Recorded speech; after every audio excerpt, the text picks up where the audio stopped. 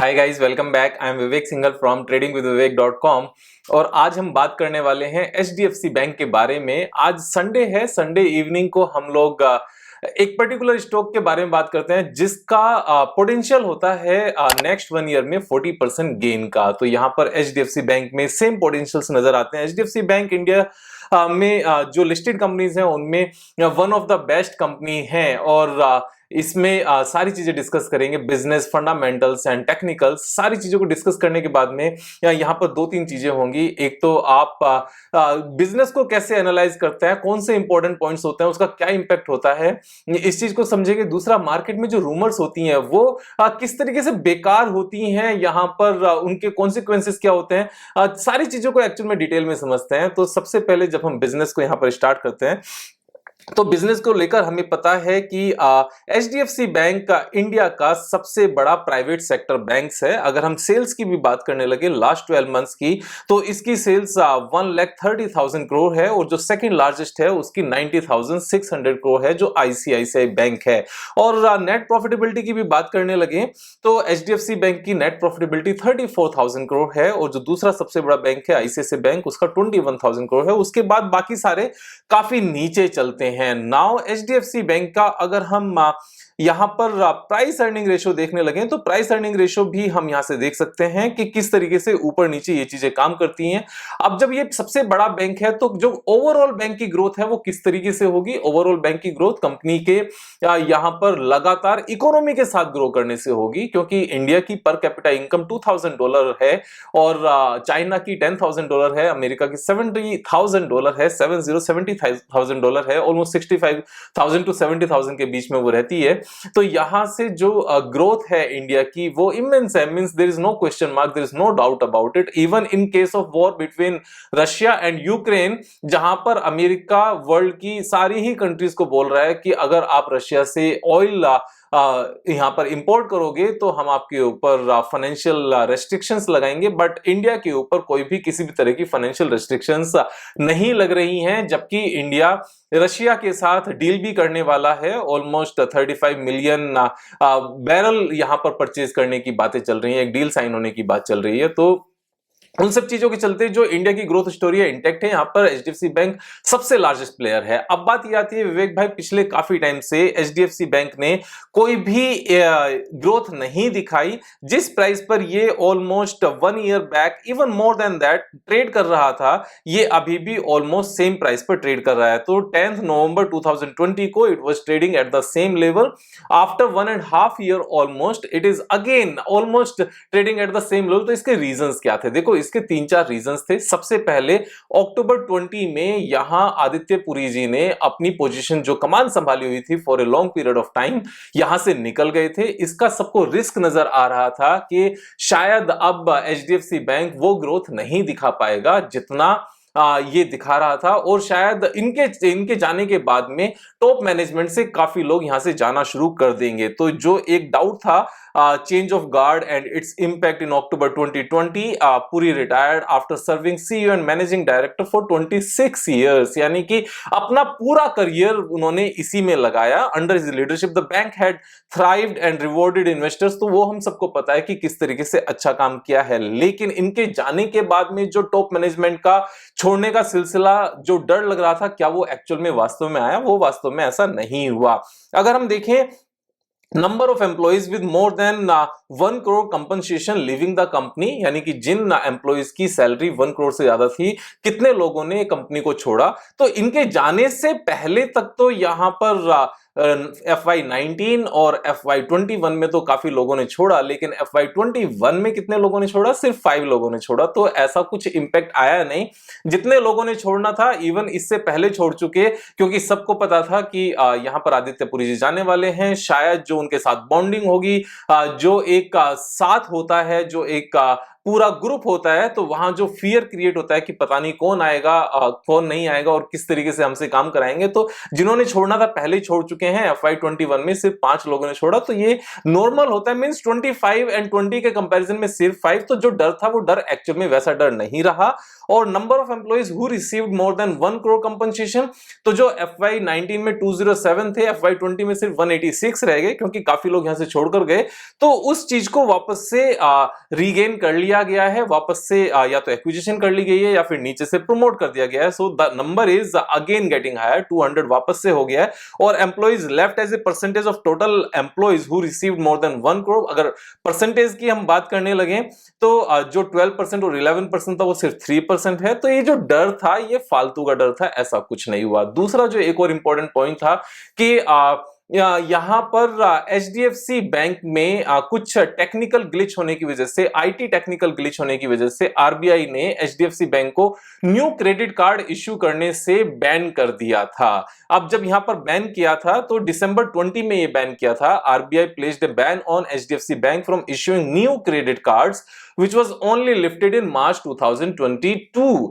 तो यहां पर 2022 में क्योंकि ये बैन हटा दिया गया है, तो जो इसका इंपैक्ट था जो लास्ट 1 ईयर से ज्यादा चला, ये इंपैक्ट यहां पर खत्म हो चुका है आज की डेट में। अब वापस से HDFC bank can issue new credit cards. तो जो यहां पर 1 मिलियन कार्ड ये इश्यू कर सकते थे लास्ट 1 ईयर में, जिस पीरियड में बैन था, शायद यहां पर सेल्स टीम उस पर्टिकुलर लॉस को फिल करने के लिए डबल फोर्स के साथ काम करेगी। क्योंकि जब इस तरह के रेस्ट्रिक्शंस लगते हैं, रेस्ट्रिक्शंस जब ओपन होते हैं, तो यहां पर पिछले टारगेट्स को पूरा करने का मन होता है, यहां पर उस चीज के ऊपर फोकस किया जाता है। तो जो ये पीरियड बेकार पीरियड था वो पीरियड भी यहां पर खत्म हो चुका है। वन मोर इंपॉर्टेंट पॉइंट, मैं आपको एक स्लाइड दिखाता हूं, इसमें रिलेटिव अपटेक इन HDFC बैंक्स NPA। तो जो HDFC banks NPA fourth quarter FY20 में जो बहुत नीचे था उसके बाद ऊपर गया एंड 0.5% के आसपास ये रहा। लेकिन जो 0.5% के आसपास रहा ये HDFC बैंक का है, पर्पल कलर। लेकिन अगर बाकी के कंपैरिजन में देखें तो अभी भी इसकी पोजीशन सबसे बेटर है। This was the best available bank in India और ये अभी भी मींस सबसे बेस्ट ही है। एक और जो इंपॉर्टेंट पॉइंट, जो यहां पर अपटिक था NPA बढ़ने में, तो ऐसा नहीं है कि सिर्फ HDFC बैंक के NPA यहां पर बढ़े थे, SBI के भी बढ़े थे और कोटक महिंद्रा बैंक के भी बढ़े थे, ICICI बैंक के भी बढ़े थे और एक्सिस बैंक के भी बढ़े थे। यानी कि ये सारी प्रॉब्लम सारे ही private sector banks including largest PSU bank, इन सब में ये चीज हुई थी। तो यहां पर ना तो NPA की ऐसा प्रॉब्लम है, ना ही जो क्रेडिट कार्ड वाली प्रॉब्लम थी वो अब रही है, ये भी यहां से रिमूव हो गई है। जो डर था यहां पर आदित्यपुरी के जाने के बाद में कि काफी मैनेजमेंट के लोग यहां से छोड़कर जाएंगे, वो डर भी यहां पर बेकार निकला। एज सच कुछ नहीं हुआ, जाने के बाद में लोग छोड़कर नहीं गए। अब बात यह आती है कि उसके बाद में क्या कंपनी ने ग्रोथ दिखाई। तो यहां एक चीज जो इंपॉर्टेंट है, ऑफ कोर्स इस चीज को देखते हैं क्वार्टरली रिजल्ट्स में।